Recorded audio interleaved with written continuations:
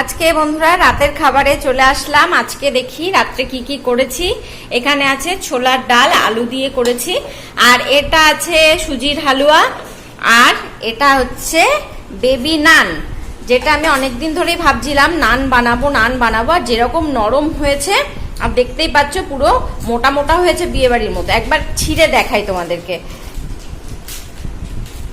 ভিতরটা দেখো পুরো বিয়েবাড়িতে যেরকম হয় অনেকটা সেরকমই হয়েছে, পুরো কিন্তু একদম সফট হয়েছে।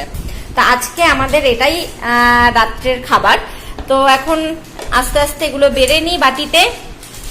আর এই বেবি নানের রেসিপিটা আমি তোমাদের আমার এই চ্যানেলেই শেয়ার করব, একবার তোমরা দেখে নিও বেবি নানটা আমি কিভাবে বানিয়েছি।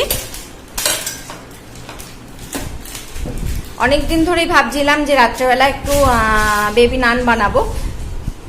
তো চলো বন্ধুরা ঝটপট খেয়ে নিই।